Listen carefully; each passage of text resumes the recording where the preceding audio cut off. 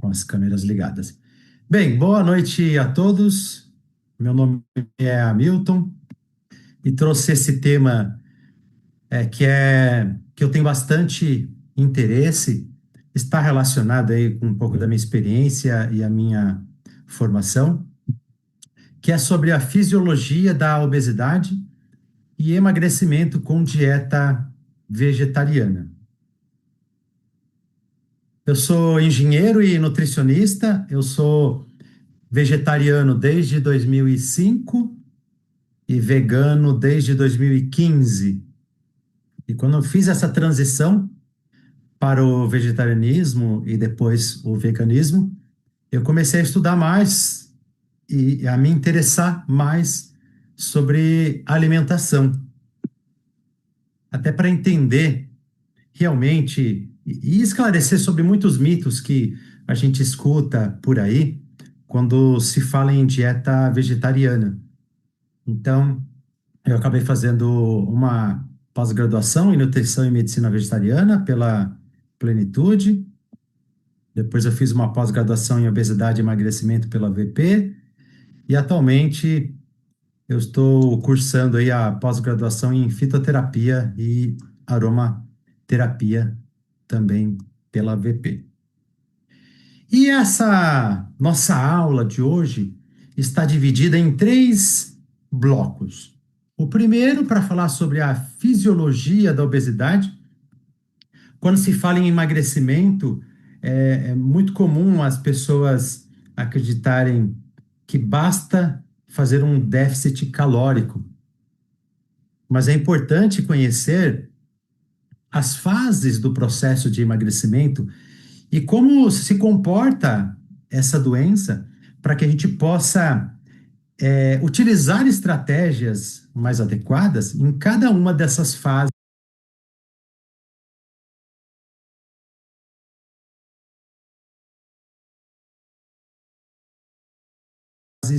do processo de emagrecimento. Então, esse primeiro bloco é onde eu vou falar sobre essas fases do processo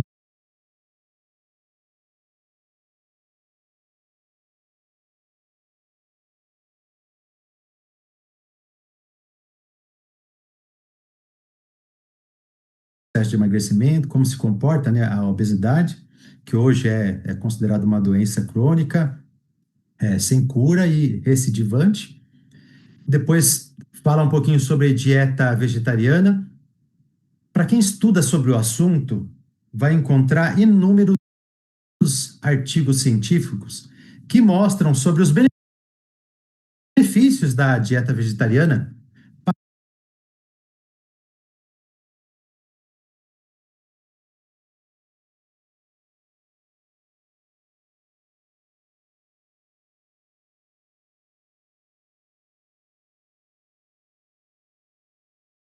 para as mais variadas doenças crônicas, inclusive a obesidade.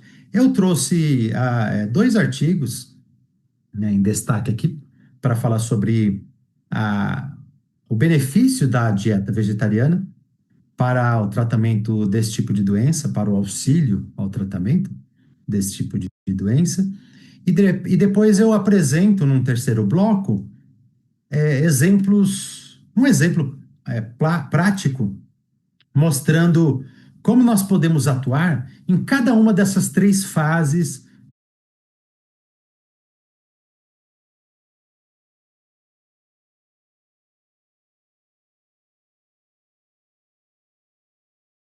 do processo de emagrecimento.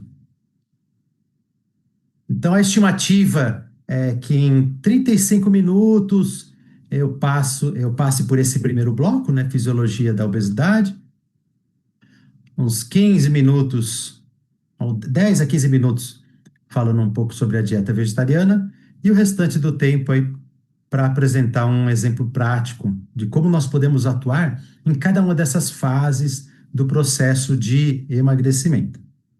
Então, começando aqui o primeiro bloco, fisiologia da obesidade.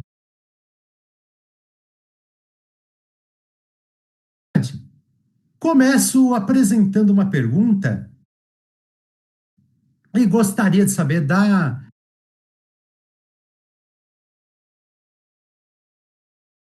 da opinião de vocês, o que que vocês acham? Porque alguns pacientes conseguem emagrecer comendo mais volume de comida e outros pacientes não conseguem emagrecer mesmo comendo menos calorias. Alguém tem uma opinião? Algum palpite?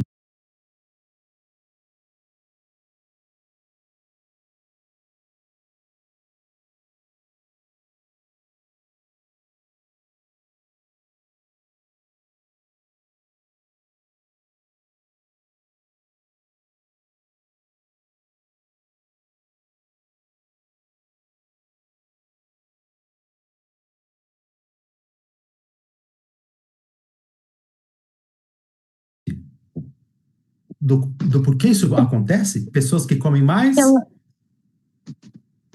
Oi, alguém está pela falando? qualidade dos alimentos? Qualidade dos alimentos, tem gente aqui no chat, regulação hormonal. Então, tem a questão da qualidade dos alimentos, regulação hormonal, mais alguma expressão de genes, mais algum fator? Densidade energética dos alimentos, genética. Veremos que existem vários fatores quando a gente fala em obesidade. E desses, vocês citaram alguns fatores aqui no chat, alguns falaram. Ó, dieta por muito tempo igual, adequação metabólica, microbiota. Mas será que existe um consenso em relação a qual é o fator mais importante, o fator predominante? Eu acredito que a maioria de vocês já tem uma noção ou sabem que as causas da obesidade são inúmeras. Mas será que existe uma, um fator específico que seria o mais importante? Será que é a questão hormonal? Será que é a questão ambiental? Será que é a questão de simplesmente consumir mais calorias do que o corpo precisa? Ou a questão comportamental seria o fator mais importante? Que vocês acham? Alguns já, a Sandra já colocou aqui fatores psicológicos, mais alguém comportamental? Alguém tem um palpite? Será que são todos eles e outros que eu nem mostrei aqui? Ou tem algum fator que é o mais importante? Comportamental, todos eles juntos, multifatorial, a combinação deles. Ok. Então, antes de continuar o assunto, só passar uma informação.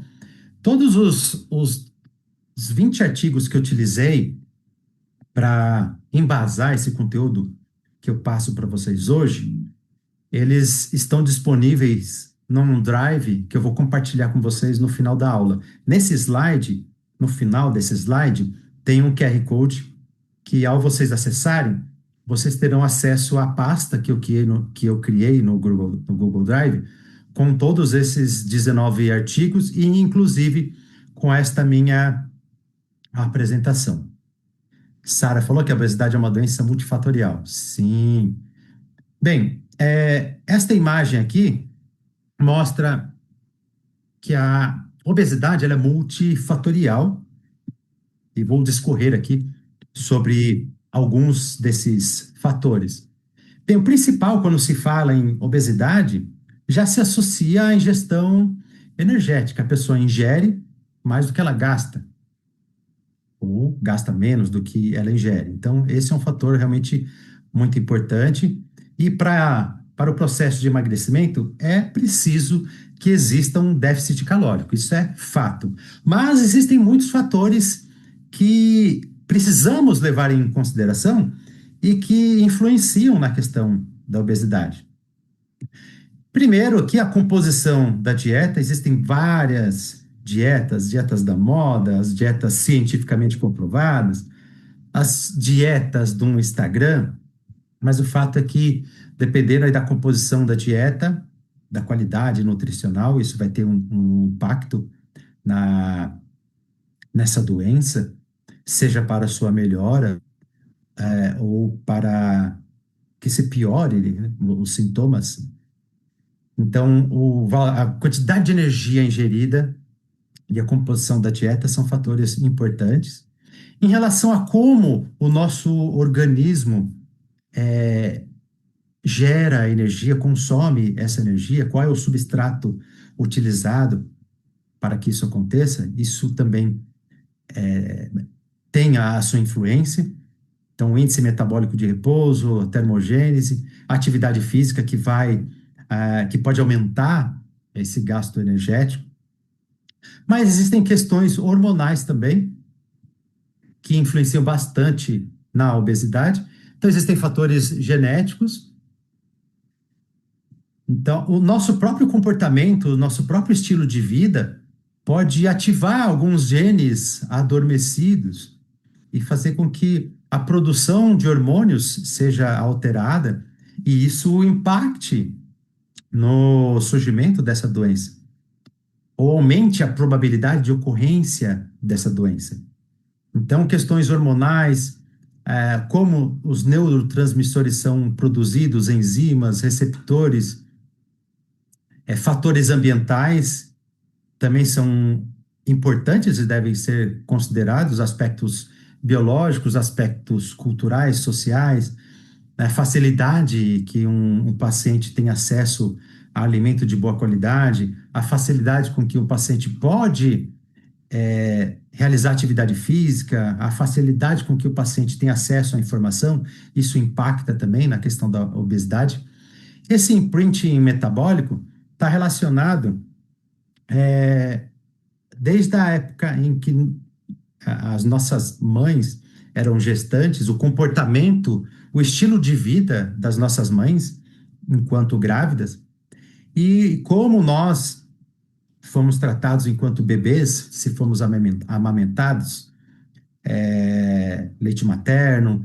Então, isso que define esse chamado imprinting metabólico, os hábitos e estilo de vida da nossa mãe desde a gestação, que começa a influenciar, a ativar certos genes, propiciando a facilidade com que essa doença pode ser desenvolvida ao longo do tempo.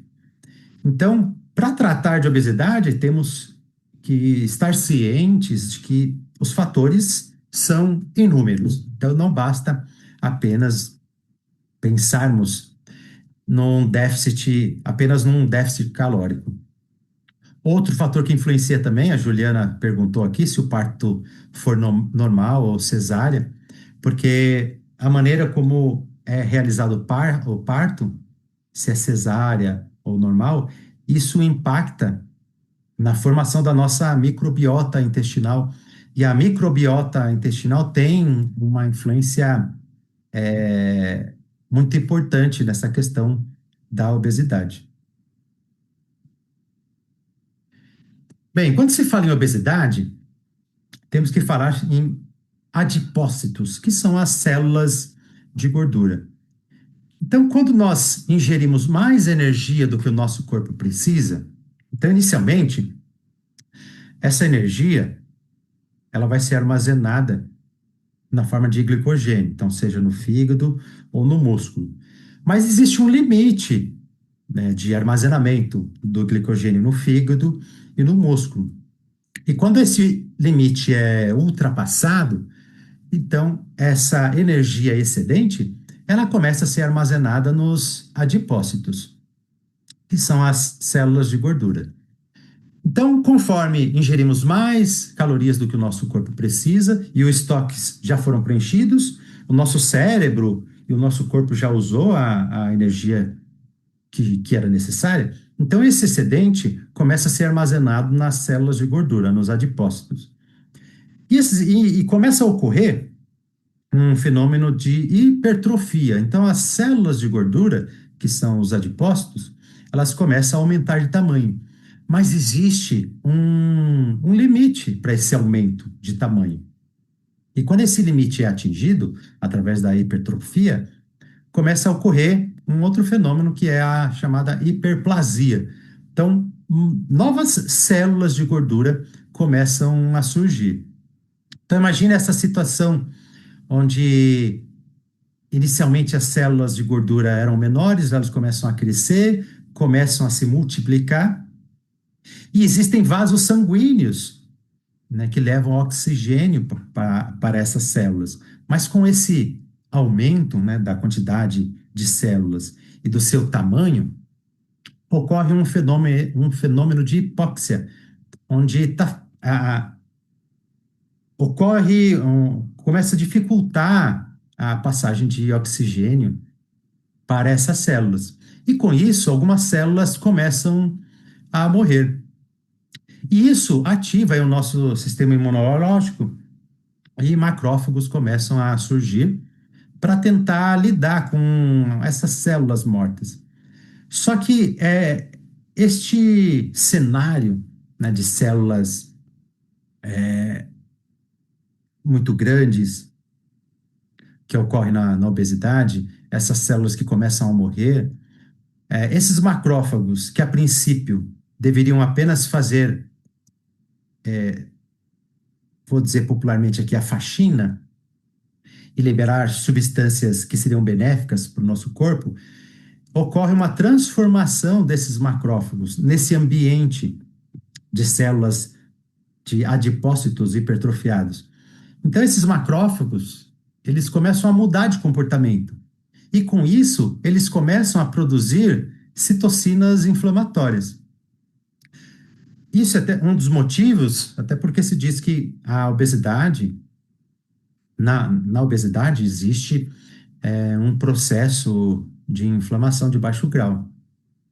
Então, esses mastócitos, eles se transformam nesse ambiente e começam a produzir citocinas inflamatórias. E para quem está com obesidade, o adipócito mais comum é o adipócito branco. Em contrapartida, para pessoas eutróficas, o adipócito, o tipo de célula de gordura mais comum, é o adipócito marrom. Opa, estou vendo um comentário aqui. Obrigado, Sara. Opa, perdão.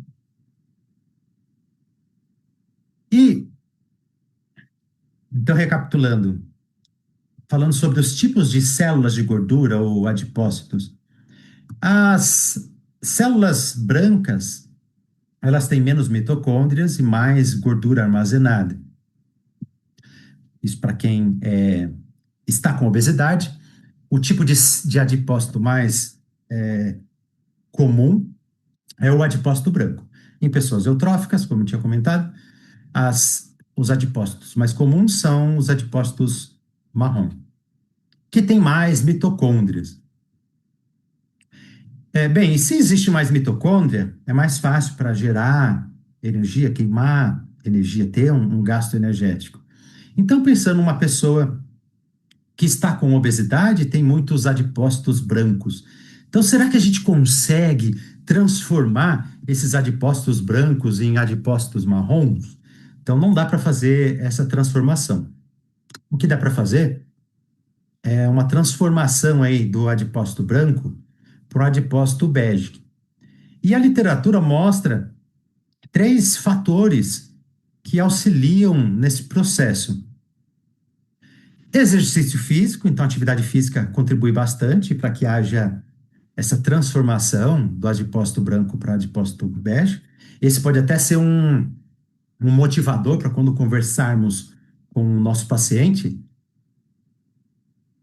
e falarmos da importância da atividade física, para não só tem vários benefícios, mas para ajudar na transformação do adipócito branco e adipócito bege. Tendo mais mitocôndrias, fica mais fácil de que ocorra, né, o processo de queima de gordura. E a literatura mostra que, além do exercício físico, o frio e fitoquímicos podem auxiliar nessa transformação do adipócito branco para o adipócito bege. Do artigo científico que eu vi, que citou sobre essa questão do frio e de fitoquímicos, os estudos, os maiores estudos ainda estão em modelos animais.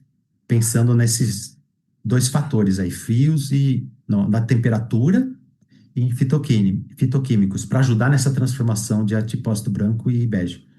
Então, ainda faltam muitos estudos com humanos para explorar mais sobre essa questão. Mas a atividade física, o próprio Ministério da Saúde e a Organização das Nações Unidas já fala sobre a quantidade mínima ideal de horas de atividade física por semana. Outro fator que é muito importante, que temos que levar em consideração no processo de emagrecimento, é que saibamos que naturalmente nós estamos expostos aos chamados xenobióticos. Então, substâncias químicas estranhas para o nosso corpo. Ele não sabe lidar com isso, ele precisa eliminar, né, através do fígado, por exemplo, num processo de detoxificação. Mas quando essa eliminação não é possível, o corpo, como uma forma de se proteger, armazena esses xenobióticos, essas substâncias químicas estranhas ao nosso corpo, armazena nos adipócitos. E por que precisamos saber disso? Porque a pessoa que está com obesidade, está com as suas células de gordura hipertrofiadas, tem dentro delas essas substâncias aprisionadas.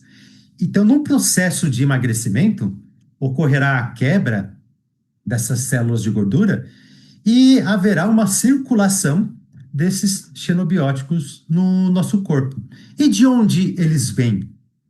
Podem vir de substâncias químicas presentes em cosméticos, produtos de limpeza, agrotóxicos, poluição. E se alguém ainda tinha dúvida de que o problema dos agrotóxicos estão somente nos vegetais, para quem acha isso, se engana, porque os agrotóxicos, eles estão e se acumulam também na carne dos animais. Então, as pessoas que se alimentam de ingredientes de origem animal estão se alimentando aí, ingerindo uma boa dose de xenobióticos. Microplástico também entra. Quando se fala no armazenamento de xenobióticos nas células de gordura, o que a literatura traz é substâncias químicas estranhas para o nosso corpo. Se pensarmos no microplástico, é uma substância química estranha para o nosso corpo. Mas ainda não encontrei um estudo que mostre qual é o efeito, o que acontece exatamente com esse microplástico no nosso organismo. Sabemos que se é um elemento químico estranho, algum mal ele vai causar, e o organismo ele vai usar algum tipo de recurso para se proteger. Então, se ele não consegue eliminar, ele vai tentar aprisionar de alguma forma. Mas na literatura não fala explicitamente sobre microplástico, né? Cita xenobióticos, substâncias químicas estranhas ao nosso corpo, que são armazenadas nas células de gordura. Então é importante saber disso, porque no processo de emagrecimento, essas substâncias tóxicas serão eliminadas e percorrerão todo o nosso corpo.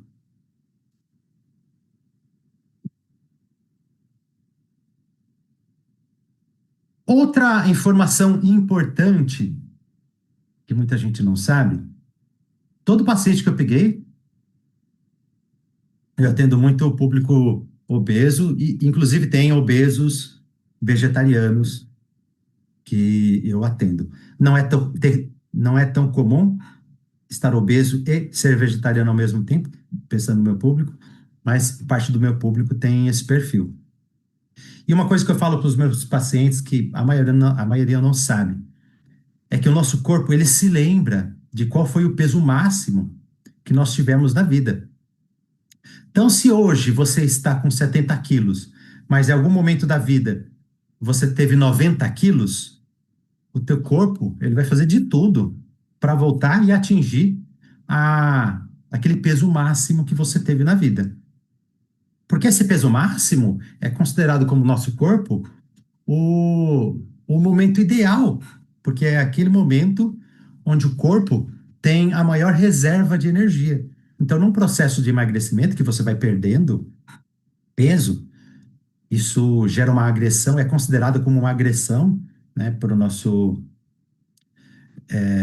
corpo, e ele começa a trabalhar, e eu vou mostrar como isso ocorre, para reverter esse cenário de perda de peso e fazer com que voltemos àquele peso máximo que já tivemos na vida. Por isso, isso é um outro motivo do porquê se diz que a obesidade é uma doença crônica, que não tem cura, porque no momento que você foi obeso, o teu corpo ele vai tentar voltar àquele peso. Então, nós temos que trabalhar, usar uma estratégia para o resto da vida, para que não voltemos a ter aquele peso máximo que já tivemos em um determinado período. Pergunta da Cláudia: existe um tempo que o corpo se acostumou para tentar o reganho? Tem um estudo clássico, bem famoso, que foi realizado com os integrantes de um reality show que passava nos Estados Unidos, que hoje já não existe mais, que se chamava The Biggest Loser. Era bem polêmico esse reality show, mostrava realmente as pessoas sofrendo, passando mal de tanto fazer exercício e que passava fome. Foi bem polêmico. Inclusive, saiu na Netflix um documentário falando sobre os bastidores desse programa, deste reality show. Então, existe um estudo que acompanhou os ganhadores, muitos dos ganhadores e dos participantes deste reality show, para verificar, será que depois de um determinado tempo que a pessoa perdeu peso, então tinham pessoas que chegaram a perder 50 quilos, participantes desse reality show. Então esse estudo procurou verificar, será que existe um X anos, será que existe um período de tempo em que o nosso corpo esquece daquele peso máximo e deixa de tentar, de fazer com que voltemos àquele peso máximo? Então, não, esse estudo não conseguiu chegar nessa conclusão. O que ele verificou é que mesmo depois de 5 anos do término do programa, onde os participantes tinham perdido muito peso, depois de 5 anos, a maioria recuperou boa parte do peso, muitos recuperaram boa parte do peso, outros ganharam, retomaram ao peso que tinham antes, e outros atingiram um peso ainda superior. Então, resumindo essa parte, até o momento não existe na literatura científica um estudo que mostre que depois de um determinado período de tempo, o nosso corpo esquece daquele peso máximo. Então, até o dia de hoje, o nosso corpo ele sempre vai se lembrar do peso máximo que nós obtivemos na vida e vai fazer de tudo para que voltemos a alcançar aquele peso. E no processo de obesidade, de hipertrofia e hiperplasia que eu comentei, as células de gordura, elas ficam marcadas, seja pelo processo de inflamação devido à hipóxia, seja pelo surgimento da fibrose devido à hipóxia, devido a esse tamanho, esse crescimento rápido das células de gordura. E esse artigo que eu destaco aqui, nesta página, mostra que esse processo, a obesidade, essa doença, ela deixa marcas nas células de gordura. E essas células de gordura ficam com cicatrizes. Então, é mais um lembrete, né, para o nosso corpo. Olha como as nossas células tinham um momento da nossa vida que elas tinham essas características. Colocar uma pergunta aqui no chat, mesmo se a pessoa teve anorexia, bulimia, depois tu explica melhor tua dúvida, aí eu te respondo. Então, essas marcas que ocorrem com o processo de obesidade, elas ficam. né? Elas não desaparecem por completo. Então, surgem, ficam cicatrizes nas células de gordura. Outro fator muito importante, né, para quem está obeso e pensando no processo de emagrecimento, é que no processo de emagrecimento, que é dividido em três fases, eu vou explicar sobre essas três fases, o nosso corpo ele se adapta de modo a gastar cada vez menos energia. Então, esse artigo, ele mostrou que, aqui é um valor médio, que num processo de perda de peso, o nosso corpo ele vai se adaptando e ele pode diminuir o consumo de calorias em até 120 calorias por dia. Então, se antes, isso para um mesmo peso. Então, imagine você, hoje tem 80 quilos e você precisava consumir, eu vou fazer uma conta rápida. Você com 80 quilos precisava consumir 2.000 calorias. Seria o gasto energético basal, um exemplo. 80 quilos, 2.000 calorias. Aí você engordou, ficou obeso, passou por um processo de emagrecimento, voltou para os seus 80 quilos. O seu corpo, ele não vai precisar mais de 2.000 calorias. Ele vai precisar de 820 calorias, de 1.820 calorias. Então, o nosso corpo, ele se adapta para fazer com que precisemos de cada vez menos energia. Eu vou explicar isso melhor quando eu falar das três fases do processo de emagrecimento. Ah, Sara, se a pessoa faz lipo, essa questão de memória se mantém? Mais e menos quantia é mais fácil de lidar ou não? Então, e a outra pergunta, já respondo as duas ao mesmo tempo. Se mesmo quando a pessoa tem esses transtornos alimentares, o corpo vai querer voltar ao maior peso, então o que a literatura mostra é que o corpo ele sempre vai querer voltar para aquele peso máximo que você obteve na vida, independente de como você obteve aquele peso máximo. Você tomou medicamento psiquiátrico que teve como efeito colateral o ganho de peso? Você ingeriu mais calorias do que o seu corpo precisa? Você tinha algum transtorno alimentar que fez com que você atingisse aquele peso? Então, independente da causa, aquele peso máximo, ele vai ser sempre lembrado. E eu deixo isso sempre claro para os meus pacientes. Esse artigo ele traz alguns dados que são preocupantes, que 80% das pessoas não conseguem manter os resultados e que o reganho de peso ele é esperado. Então, se as estatísticas já mostram isso, já sabemos que realmente, para quem tinha dúvida, acredito que não resta mais dúvida de que esse processo de perda de peso e para que a pessoa mantenha esse resultado a longo prazo é muito difícil. Por isso que é importante conhecer essas três fases do processo de emagrecimento, como o nosso corpo se comporta e que estratégias nós podemos utilizar para tentar diminuir essa estatística, para garantir ou tentar aumentar a probabilidade de que nosso paciente não entre nessa estatística, que eles não estejam entre os 80% que não conseguem manter o resultado. Então, nós, como nutricionistas, temos que trabalhar para evitar que o nosso paciente entre nessa estatística que eu mostrei. E esse artigo aqui, a indicação aqui na parte de baixo, ele fala sobre as três fases do processo de emagrecimento.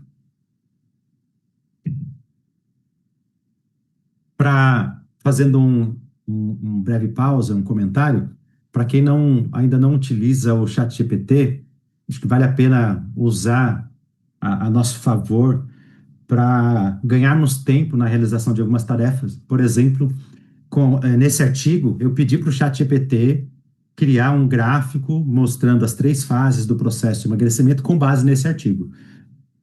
Escrevi o prompt, enviei esse artigo, ele criou essa imagem para mim, depois eu só validei, verifiquei se estava tudo ok. Bem, É uma imagem ilustrativa. Esse tempo em semanas, então ao longo do tempo, no eixo X, qual é a velocidade de perda de peso? Seria o eixo Y.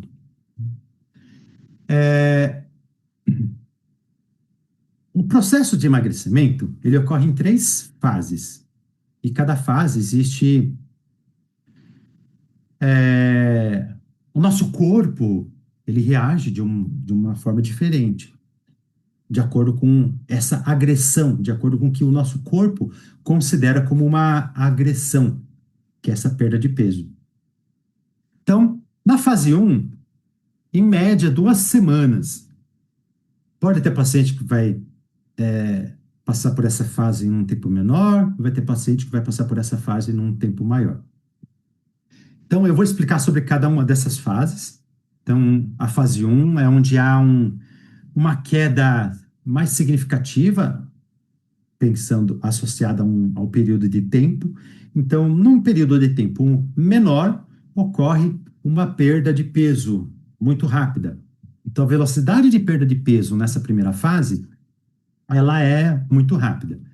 Essa velocidade da perda de peso começa a diminuir na fase 2 e na fase 3 é onde se atinge o chamado platô. Então, o corpo, ele para de emagrecer, independente da estratégia que você utilizou. Então, você estava usando os análogos de GLP-1, você estava fazendo restrição calórica, o paciente fez cirurgia bariátrica, ele emagreceu fazendo atividade física, ele emagreceu usando uma ou mais dessas estratégias, não importa qual a estratégia utilizada. O paciente ele vai chegar no platô. Se ele chegou no platô e o peso para o paciente está adequado, então o que ele tem que fazer? Aquela estratégia que ele utilizou para atingir esse platô, ele tem que manter com ela e ficar com aquela estratégia para o resto da vida e ir monitorando. Porque se ele parar com aquela estratégia que o levou a atingir o platô, se ele parar com aquela estratégia, ele vai ganhar o peso novamente. E muitos pacientes fazem isso, atingem o seu objetivo a conseguir emagrecer o que eu queria e para de fazer o que estava fazendo. Consequentemente, ele entra para aquela estatística onde 80% das pessoas não conseguem manter resultado a longo prazo. Se a pessoa atingir o platô e ela quer emagrecer mais, o que ela tem que fazer? Tem que mudar a estratégia. Eu vou vou explicar algumas nos slides posteriores. Então, a partir do próximo slide, eu vou falar sobre cada uma dessas fases do processo de emagrecimento. Fase 1, então, onde ocorre uma velocidade maior de perda de peso, onde se perde mais peso em menos tempo. Um valor médio, que é citado aí na literatura, médio, quando se fala em valor médio, então, tem pessoas que vão perder mais, tem pessoas que vão perder menos, mas em torno de 4 quilos. Então, nessa primeira fase, que é aquela primeira fase do gráfico, ocorre a depressão de glicogênio. Então, o paciente está ingerindo menos energia do que ele precisa. O corpo vai procurar alguma fonte de energia. Onde que ele vai buscar? Já que não está vindo do alimento. Ele vai procurar das reservas. Então, ele vai procurar do glicogênio hepático e do glicogênio muscular. A literatura já vê informação diferente, mas a boa parte da literatura mostra que para cada 1 grama de glicogênio, de 3 a 4 gramas de água são eliminadas. E seria água intracelular. Por isso que ocorre o chamado equilíbrio hídrico negativo. Então, nessa primeira fase, o paciente está perdendo mais líquido retido por causa do consumo do glicogênio hepático e glicogênio muscular. Ocorre aí a queda da insulina, a queda da leptina, diminuição do hormônio T3. Esse hormônio, parte desse hormônio é produzido na tireoide e parte desse hormônio é convertido no fígado através do hormônio T4. E existe aí a diminuição de hormônios sacietógenos e aumento aí do hormônio que vai aumentar a fome, o hormônio produzido no estômago. Então, vejam, nessa primeira fase, onde o paciente perde mais água, o hormônio que é o mais metabolicamente ativo começa a diminuir, que é o hormônio T3. Os hormônios que causam saciedade começam a diminuir e o hormônio que causa fome começa a aumentar. Então, é um momento que o organismo ele identifica esse processo de perda de peso como uma agressão.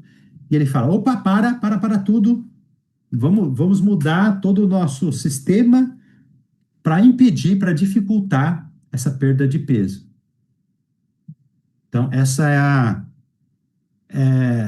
as características da primeira fase.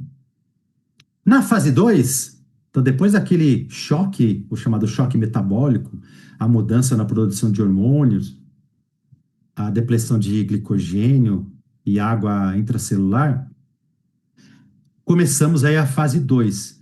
Então, a velocidade de diminuição, a velocidade de perca de peso é maior, então demora-se mais tempo para se perder peso. E essa é uma fase crucial e muito importante, onde temos que orientar os nossos pacientes para que eles façam atividade física de resistência, então musculação. Porque se ele não fizer, esses dois artigos que eu mostro aqui, fizeram uma série de estudos e mostraram que podemos perder de 25% a 33% de massa magra se não tivermos uma boa alimentação, em termos de ingestão proteica, nessa segunda fase, e se o paciente não fizer atividade física. Então, sem atividade física de resistência e sem uma alimentação adequada de proteína, já pensa nesse valor máximo aí, que o seu paciente pode perder 33% de massa magra. Então, se o paciente perdeu 10 quilos, 3,3 quilos seriam de massa magra. E, pensando num processo de envelhecimento, ter reserva de massa magra é muito importante. E ocorre também a redução da taxa metabólica. Então, essa fase é muito importante para que o paciente, se ele não quiser perder massa magra, ele tem que estar ciente disso. Tu não vai fazer atividade física, não é só a ingestão proteica adequada que vai conseguir segurar. Então, o paciente tem que estar ciente que ele vai perder massa magra e pode perder bastante nessa fase 2. Fase 3, depois de todas as modificações que ocorreram no nosso corpo, atingiu-se o set point. O corpo estagnou, ele para de perder peso, o músculo ele fica mais eficiente em relação ao consumo de energia, isto é, o músculo ele precisa consumir 20% menos energia para se manter ativo.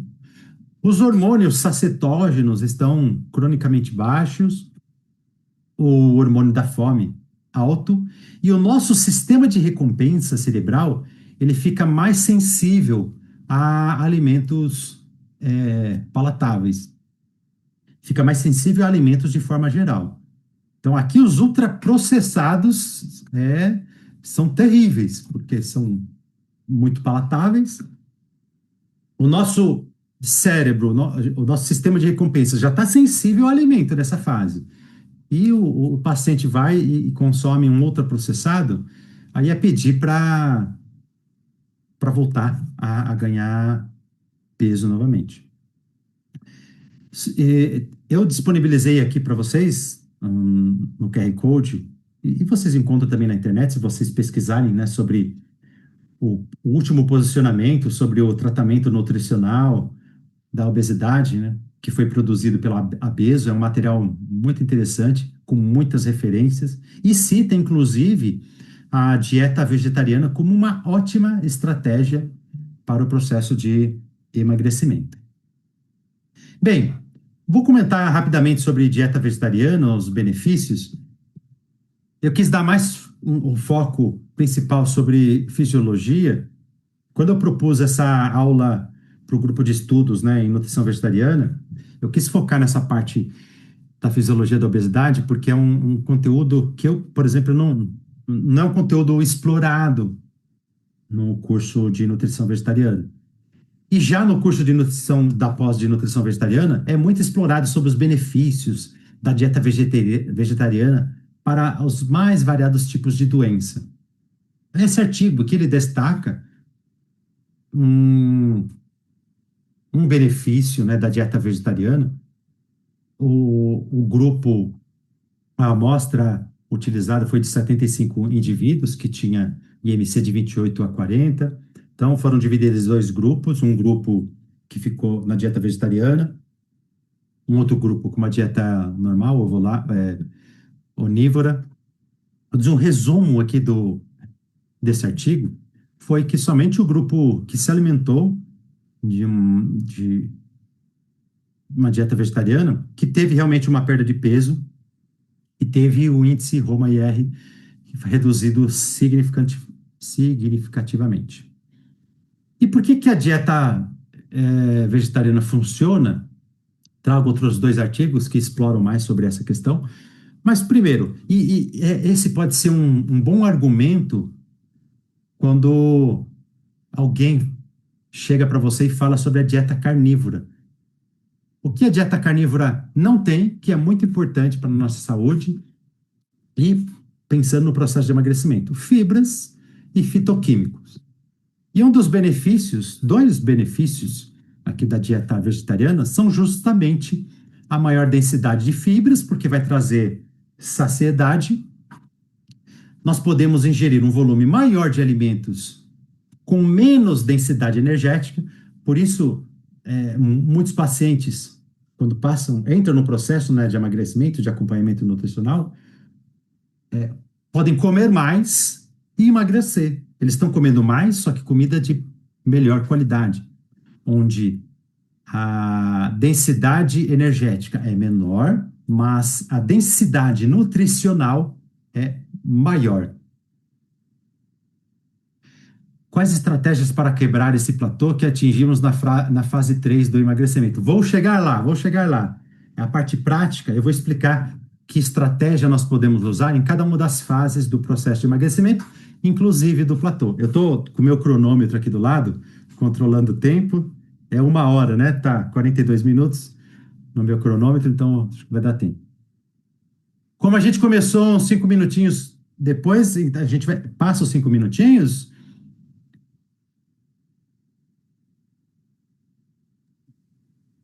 Eu acho que. Então, pode ficar à vontade, viu, para fazer a explanação. O horário das 9 não tem mais grupo de estudo, então pode terminar o conteúdo com calma. Tá, então vou desacelerar. Mas não vai ultrapassar muito, não. Bem, então, além de maior densidade nutricional, tem menor densidade energética. A própria característica da alimentação vegetariana é bem planejada, vai modular, vai trazer saúde aí para a nossa microbiota, e os próprios fitoquímicos ou compostos bioativos que vão auxiliar nesse processo de perda de peso. Então, para quem divulga e promove a dieta carnívora, precisa estudar um pouco mais, porque dois elementos importantíssimos para a nossa saúde, que são as fibras e os compostos bioativos, não tem numa dieta carnívora. Então, só por esse fato, a dieta carnívora já perde o seu valor. Uma estratégia muito interessante que a gente pode trabalhar com a dieta vegetariana é em relação às texturas. Deixa eu ver se eu coloquei. Além desse artigo apresentado nesse slide, tem um outro que eu achei muito interessante, que ele mostra como a gente pode trabalhar, qual é o impacto da textura no alimento para o aumento de hormônios sacietógenos e para a diminuição do hormônio que vai aumentar a nossa fome. Então, o próprio fato da pessoa mastigar, ter o trabalho de mastigar mais vezes, isso já vai ter um impacto na produção de hormônios sacetógenos. Eu achei isso muito interessante. E a gente pode trabalhar dentro da estratégia vegetariana com texturas, justamente para aumentar esse número de mastigações. Isso já vai ter um efeito importantíssimo nesse processo de emagrecimento. Então, esse estudo envolvendo aqui 50 adultos, 4 tipos de alimentação. Então, alimentação macia, minimamente processada, alimentação mais dura, minimamente processado, e da mesma forma com ultraprocessado. E todas as refeições tinham a mesma quantidade de calorias. E esse artigo, ele procurou estudar esse efeito, né, da textura no alimento, 4 tipos de alimento, pensando em minimamente processado e ultraprocessado, no aumento de peso, no ganho de peso, ou perda de peso, dos participantes do estudo. Inclusive nessa questão de produção de hormônios, sacetógeno. Agora, eu comentei, então recapitulando, vimos aí algumas características da pessoa que está obesa, que o nosso corpo ele vai fazer de tudo para lembrar daquele peso máximo, que com o processo de emagrecimento nós podemos representar isso em 3 fases, e que em cada uma dessas fases o nosso corpo reage de uma forma diferente. Então não basta só pensarmos numa restrição calórica. A restrição calórica, ingerirmos menos calorias do que o nosso corpo precisa, é essencial para o processo de emagrecimento. Mas não basta só pensarmos nas calorias, porque em cada fase do processo de emagrecimento, o nosso corpo se comporta de forma diferente, sempre tentando voltar àquele máximo que ele já obteve na vida. Por isso, temos que usar estratégias diferentes. E agora eu vou falar sobre cada uma dessas estratégias. Então, vou comentar sobre 2 cenários. E dando um exemplo do que acontece comigo, os pacientes que chegam para mim. Então, os pacientes obesos com obesidade que chegam para mim têm hábitos alimentares inadequados que foram construídos ao longo de meses, anos. Então, não basta eu apresentar o melhor plano alimentar do mundo e acreditar que aquele paciente que tem determinados hábitos vai mudar todos esses hábitos completamente para seguir aquele plano alimentar maravilhoso, o melhor plano alimentar do mundo. Não vai. Embora eu não atenda atletas, mas conversando com colegas nutriesportivos, que eles relatam que atleta geralmente é um dos únicos perfis de paciente que, se você pedir para ele comer pedra, ele vai comer. Então, que realmente tem mais facilidade de seguir um plano alimentar, de fazer essa mudança de hábito. Os demais, é muito difícil. Então, antes de eu começar essas 3 fases que eu vou explicar para vocês, o que eu costumo fazer? É claro que depende do plano de acompanhamento nutricional que foi contratado. Eu não trabalho com consulta, eu trabalho com acompanhamento nutricional de 30 dias, 3 meses e 6 meses. Então, para quem contrata o meu plano de acompanhamento nutricional de 6 meses, antes de começar explicitamente fase 1 do processo de emagrecimento, fase 2, fase 3, eu tenho todo um trabalho para ajudar na mudança de comportamento relacionado à alimentação. Seja para ensinar ele a mastigar, para ajudar com que ele insira na sua dieta alguns vegetais, frutas. Tem pacientes que não bebem água, não gostam de beber água, não comem nenhum tipo de fruta, não comem nenhum tipo de vegetal, não mastigam de forma adequada, não têm um sono de forma adequada, tem uma série de vícios. Então, no meu primeiro mês, segundo mês, depende de cada caso, eu trabalho ajudando o paciente a fazer pequenas mudanças na sua rotina. Então, eu trabalho com metas semanais, de 1 a 3 metas semanais. E depois que o paciente consegue atingir aquelas metas de forma minimamente satisfatória, aí eu entro com a fase um.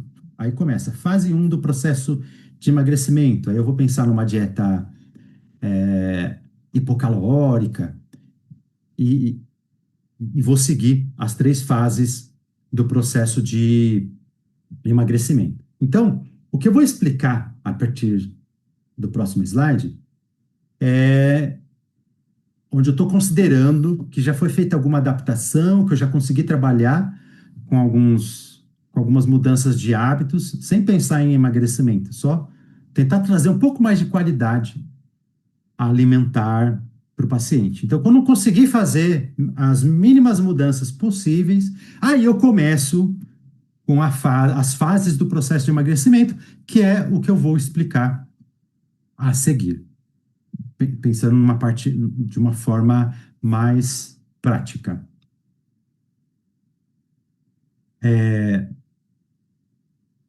Estão me ouvindo bem aí, pessoal? É claro que eu estou falando, o pessoal fica quietinho, né, para escutar, mas tudo ok? Tá, não tem ninguém dormindo aí? Sim, tranquilo, tranquilo. Tem interferência no áudio? Mais alguém com interferência no áudio? Será que é só da Cleonice? Não? Não, a Ana falou que não. Tranquilo, Rafael, Adriano, ok. Bem, então, já ajudei meu paciente a mudar, fazer pequenas mudanças no seu estilo de vida. Quando eu percebo que essas mudanças foram minimamente significativas, aí eu entro realmente para fase um do processo de emagrecimento. Então, aqui eu reviso ou trago mais informações, orientações sobre o consumo de açúcar, gordura saturada, porções e preparo de refeições. Então, o que eu consegui falar na primeira fase, né, de adaptação, mudança de rotina, eu faço um resumo aqui. Se eu deixei de apresentar algum conceito, eu apresento neste início da fase 1. Aqui, eu já estou considerando que eu recebi um resultado, né, de exames laboratoriais, onde eu identifiquei possíveis deficiências nutricionais. Então, aqui eu já vou entrar também com a suplementação, para corrigir as deficiências e insuficiências. Aqui eu faço uma dieta hipocalórica de 500 quilocalorias. Cuidado que temos que ter com dietas hipocalóricas mais agressivas, né? Pensando em acima desse valor de 500 calorias, 1.000 calorias. Se essa dieta hipocalórica ela é mais agressiva, o nosso corpo ele vai reagir de forma mais agressiva também. Lembrando, né, na primeira fase, diminui a produção de hormônios sacetógenos, aumenta o hormônio de fome, diminui a produção do hormônio T3. Então, eu não quero que o meu corpo reaja de forma muito brusca. Então, por isso, uma dieta de 500 calorias. E eu uso algumas estratégias para trabalhar com textura, para forçar o paciente a mastigar melhor. Ele já pode ter chegado para mim com um vício de não mastigar, dá uma mordida e já engole o alimento. Mesmo eu tendo trabalhado naquela fase de adaptação, para ajudá-lo a mastigar melhor, aqui eu uso uma estratégia trabalhando com textura para forçar o cara. Se ele não está mastigando muito bem, agora ele vai ter que mastigar. Mais do que ele já mastiga. E lembrando que nessa primeira fase é onde ocorre a depleção de glicogênio, né, muscular e hepático, a perda de peso está relacionada mais a líquido retido. Então, uma frase que eu vi, não sou eu não sou o autor dessa frase, mas não lembro de onde eu peguei, estava na minha cabeça aqui, eu achei bem legal, que nessa primeira fase, o corpo ele primeiro esvazia o tanque da glicose antes de abrir o cofre da gordura. Então, o cofre da gordura vai começar lá na fase 2. Bem, então, ponto-chave aqui: dieta hipocalórica na fase 1, suplementação para corrigir deficiências. E geralmente quem vem com obesidade vem com deficiência. Quais alimentos você trabalha a mastigação, Adriana? Eu vou mostrar alguns exemplos aqui. Então, pensando em estratégias, estou ainda na fase 1 para forçar, ou incentivar, motivar o paciente a mastigar mais. Então, usar alimentos com maior firmeza ou crocância natural. Então, um exemplo prático: frutas inteiras ao invés de sucos ou purês. Porque quando o alimento é mais homogêneo, a tendência é a pessoa comer em maior quantidade. E é mais fácil, né? Ela só praticamente engole. Então, se ela tem o costume de comer algum purê, eu procuro colocar alguma coisa crocante nesse purê. O que eu vou colocar? Aí depende das preferências, aversões do paciente. Mas eu procuro fazer alguma combinação para trazer alguma crocância. Se eu não consigo evitar que ele coma alimentos mais pastosos, homogêneos, se ele não consegue evitar 100%, então eu procuro transformar de alguma forma, acrescentando outros ingredientes. E esse artigo, ele faz uma relação, ele mostra uma relação bem interessante sobre essa quantidade de mastigação e a relação com a produção de hormônios sacietógenos. Eu achei espetacular. Então, frutas inteiras ao invés de sucos ou purês, evitar alimentos excessivamente macios e fáceis de mastigar. Então, geralmente, esse paciente gosta de bolo, é massa, né? Bolo, é pão. Então, quer comer pão? Vamos torrar esse pão aí. Se não consegue evitar, excluir de vez, então vamos transformar um pouco a característica desse alimento para que ele tenha que mastigar mais. Orienta aí um número entre 20 e 30 mastigações. Não encontrei um número ideal assim na literatura. Você tem que mastigar tantas vezes. Tem vários números que aparecem quando a gente pesquisa. Mas o que é consenso é mastigar a quantidade de vezes que seja adequada para que você transforme aquele alimento numa pasta e engula posteriormente.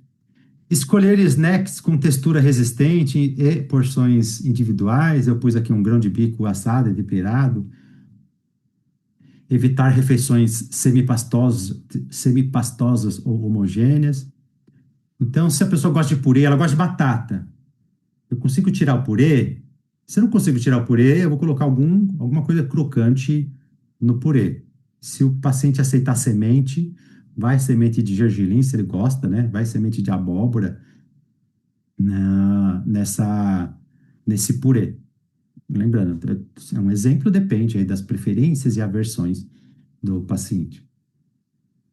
Mas se dá para substituir, e ele gosta de batata, não, eu não quero parar de comer batata. Então, ao invés de purê, pode ser uma batata cozida, assada em cubos, com ervas, então ele vai ter que mastigar melhor. Fazer combinações, né? A proteína, salada, semente, procurar acrescentar algum alimento com mais fibras ou crocante para forçar essa mastigação. O que eu vejo na prática, uma grande dificuldade dos pacientes é em mastigar de forma adequada. Bem, então passamos pela fase 1, onde eu fiz aquela dieta hipocalórica, passei as orientações e trabalhei com dieta, com texturas. Eu estou vendo que tem umas perguntinhas, eu já dou uma olhada, tem algumas mensagens que estão surgindo, depois eu abro aqui para responder, só vou concluir o raciocínio.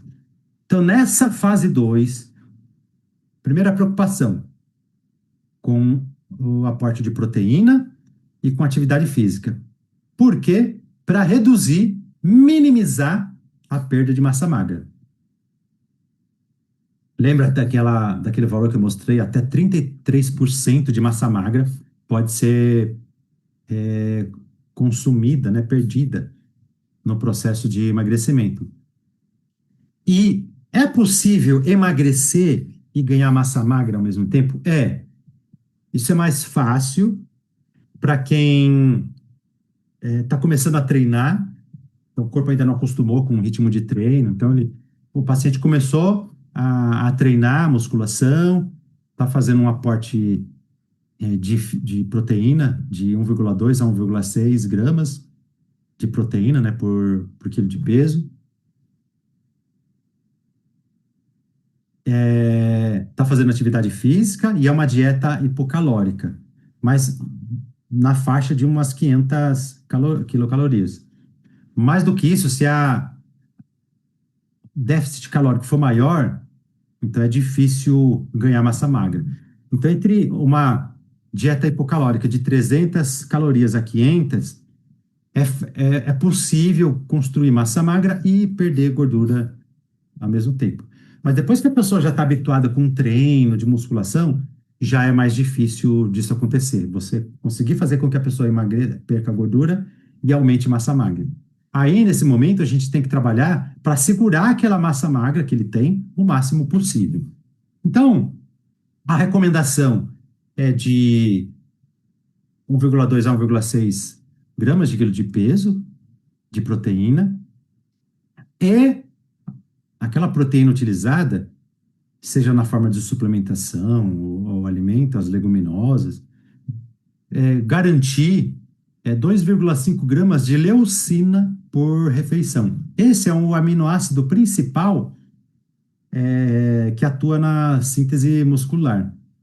Então, não basta somente ter uma quantidade adequada de proteína por quilo de peso, é importante garantir uma quantidade específica de gramas de um tipo específico de aminoácido, que no caso seria a leucina.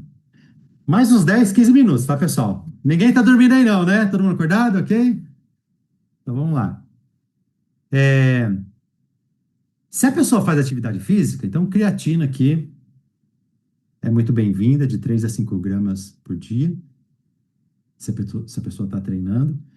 Priorizar aí densidade nutricional para a síntese proteica, zinco, magnésio, complexo B e D. Lembrando que nessa fase, se o aporte nutricional não for adequado, lembro do que eu comentei dos xenobióticos, daquelas substâncias químicas estranhas ao nosso corpo, que são armazenadas nas células de gordura, conforme a pessoa vai ganhando peso. E quando ela começa a perder peso, esses xenobióticos eles saem das células de gordura e ficam circulando no nosso corpo. Então, temos que garantir nutrientes adequados para o nosso corpo para que ele possa naturalmente fazer a detoxificação, principalmente pelo fígado. Então, é muito importante garantir uma boa densidade nutricional nesta fase 2. Bem, para modular, ainda na fase 2, onde a velocidade, onde a perda de peso começa a diminuir em relação ao tempo, os hormônios já foram todos alterados. O que a gente pode fazer? Além daquela questão da quantidade adequada de proteína e de leucina, e manter a dieta hipocalórica. E sempre acompanhando, né? Conforme a pessoa vai perdendo peso, o gasto energético total vai diminuindo também. Temos que fazer esse controle para ir fazendo o ajuste do déficit calórico. Então, para modular sistema de recompensa, tratar a microbiota, se a pessoa está com uma alimentação, estamos aqui falando de alimentação vegetariana, rica em fibras, você vai elaborar aquele plano alimentar para garantir uma quantidade sortida de compostos bioativos. Então, consequentemente, você já vai estar tratando a microbiota. Orientar para os pacientes evitarem sucos aí,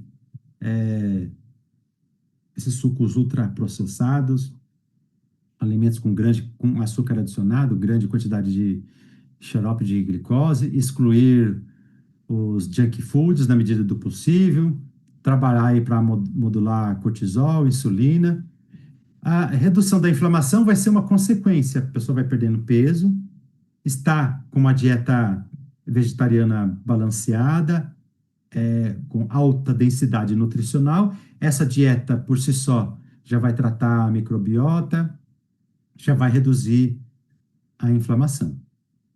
Para modular a fome homeostática, diminuir gordura saturada, então alimentos fontes de gordura saturada, pelo fato de ser uma dieta vegetariana, então o fato de excluirmos alimentos de origem animal, já estamos excluindo grandes fontes de gordura saturada. Aqui é só a pessoa não ficar bebendo, não beber óleo de coco, óleo de palma, óleo de dendê, que são alimentos ricos em gordura saturada. Aumentar o consumo de fibras. A gente pode ajustar, dando algum suplemento além da alimentação natural, dar mais algum aporte, a parte de fibras. Eu costumo usar bastante farelo de aveia, psyllium. Para quem tolera e gosta, põe uma colher de sopa aí de psyllium misturado com farelo de aveia na salada de fruta antes do almoço. Então, tem gente que gosta e acaba usando esse artifício. E existem compostos bioativos bem relevantes nesse contexto aí para ajudar a reduzir, para modular a fome homeostática: resveratrol, curcumina, quercetina, gingerol.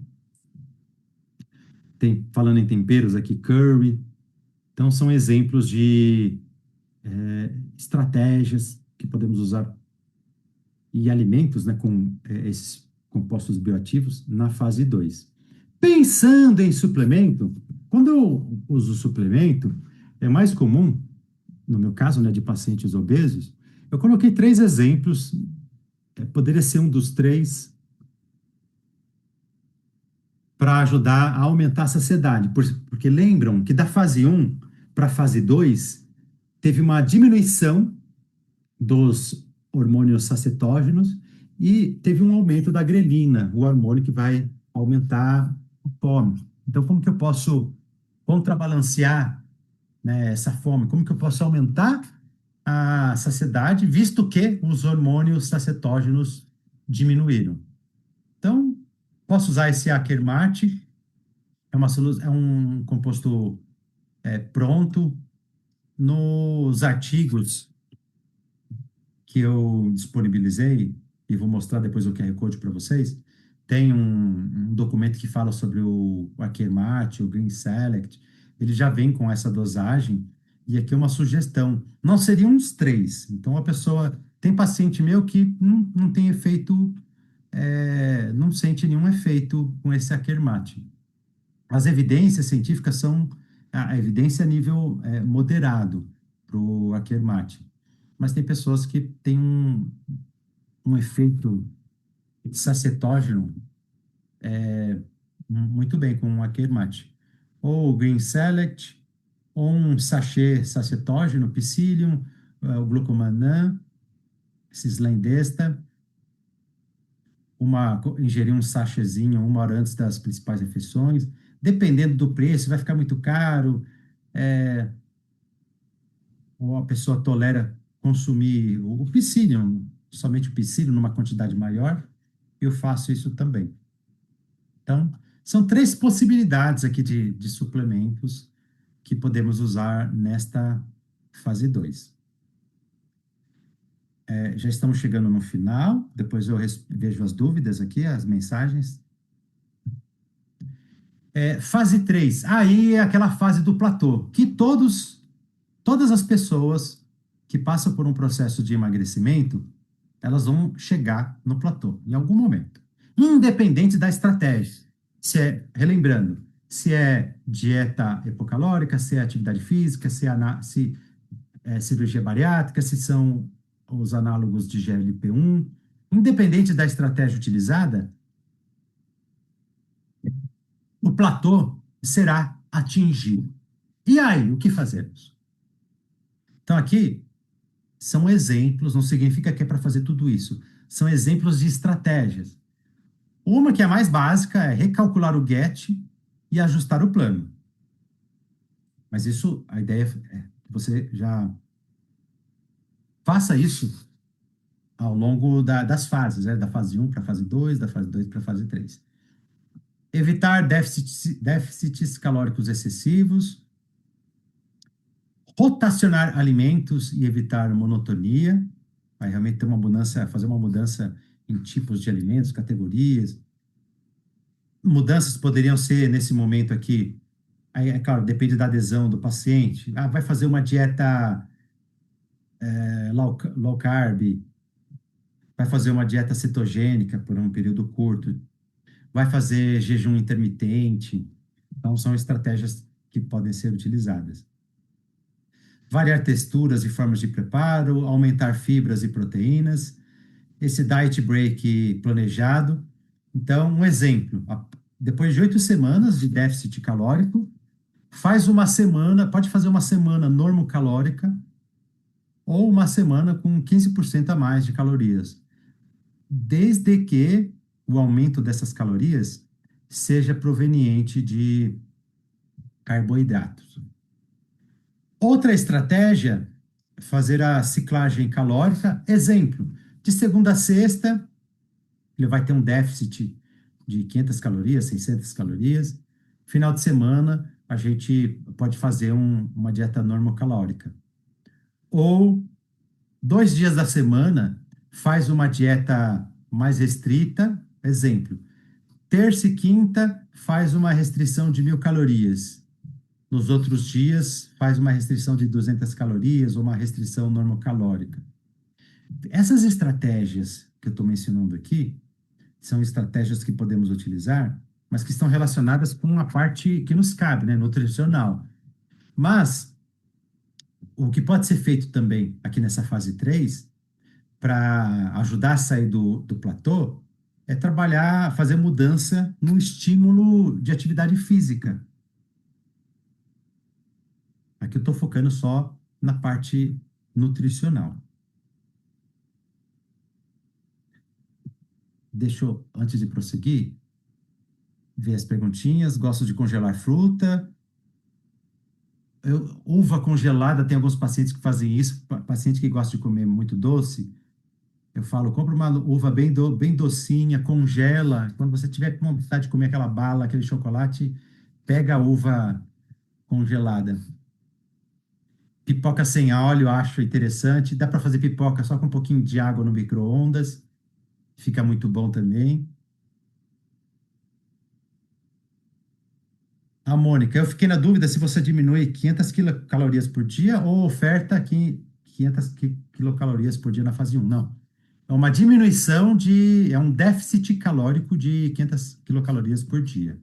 Déficit calórico. Então, se ela precisa consumir 2.000 calorias, pensando no seu gasto energético total, ela precisaria consumir 2.000 calorias, eu proponho uma dieta de 1.500 calorias. Mamão com psyllium é uma estratégia legal também. E para os pacientes que falam que não vou comer essas fibras, posso suplementar? Eu faço isso. Se a pessoa por algum motivo não consegue consumir o psyllium ou farelo, eu faço aqueles sachêzinhos ou suplemento essas fibras. Tem fibras prontas, de várias marcas que a gente encontra no mercado, que já vem com sabor, você dilui facilmente na água, que é bem mais fácil de tomar.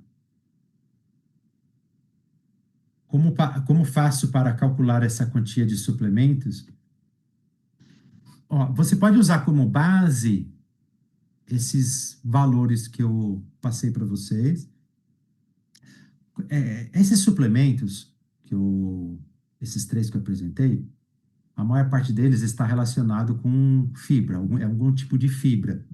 Então, existe uma recomendação mínima de fibra que temos que consumir por dia, né? Mulheres, 25 gramas, homens, 35 gramas.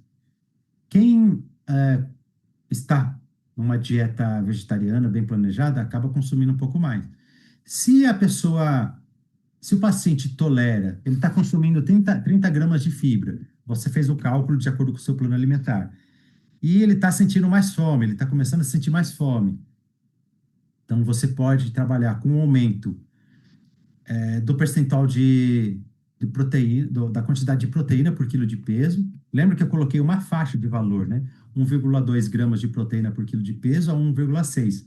Para a pessoa está com obesidade grau 3, você dá uma quantidade de 1,6 gramas de proteína por quilo de peso, uma pessoa com obesidade grau 3, você não vai conseguir, é muito difícil, ela não vai conseguir consumir tudo aquilo de proteína. Aí a gente começa a trabalhar com um valor mais baixo de proteína, 1,2. No momento que a pessoa vai diminuindo o peso, a gente vai aumentando essa quantidade de proteína para chegar até 1,6 e, consequentemente, em paralelo, aumentando a quantidade de fibras. Ah, ela está consumindo 30 gramas por dia? Então, bora aumentar para 35, para 40. E é claro, tendo cuidado para ir observando se ela está ingerindo, se a ingestão hídrica está adequada, se ela não começa a ter constipação por causa da grande quantidade de fibras. Esses suplementos que eu indiquei, o Grain Select e o Akermat, embora eles sejam fitoterápicos, mas esses medicamentos prontos de farmácia, a gente pode indicar, mesmo não tendo a formação em fitoterapia. Agora, se a gente vai mandar manipular, a gente precisa ter a formação em fitoterapia. Qual gordura você recomenda na preparação das refeições? Azeite. O problema, tem gente que diz, mas o azeite, se ele começa a esquentar, ele começa a perder suas propriedades e a gordura boa vira gordura ruim. Na verdade, isso acontece se você deixar atingir o ponto de ebulição, o ponto em que começa o ponto de fumaça. Se você só esquenta um pouquinho o azeite para refogar couve, algum legumes, ou mesmo no air fryer, não tem problema. Não é essa temperatura que vai alterar as propriedades do azeite. Então, é melhor o azeite do que a óleo de soja, por exemplo. Quantidade de psylliums, eu começo com 5 gramas, quando a pessoa não... Eu vejo que a pessoa consome pouca fibra, então até para testar a tolerância da pessoa, eu começo com 5 gramas e vou até 15 gramas. A Sara, estou terminando as perguntas aqui. Se o paciente fez lipo, será mais fácil de tratar? Pois já tem menos células de gordura, ele tem menos células com memória do peso anterior. Não sei se você respondeu, minha internet não estava muito estável. Quando a pessoa atinge um peso máximo e reduz aquele peso usando qualquer artifício, até mesmo aqui a lipo, o corpo ele se lembra daquele peso. Ele vai tentar fazer de tudo para voltar até aquele peso máximo que a pessoa teve na vida. Como uma frase aqui final, já estamos no finalzinho, deu 1h18, desculpa, ultrapassei aqui o tempo planejado. Então, uma frase aí para deixarmos aí no coração. Para tratar a obesidade é preciso conhecer sua fisiologia e a dieta vegetariana oferece uma ferramenta poderosa quando bem planejada. Então, vocês viram que não basta só fazer redução calórica. Artigos que eu utilizei na aula, todas essas afirmações que eu trouxe aqui, eu reuni os artigos. Se vocês escanearem esse QR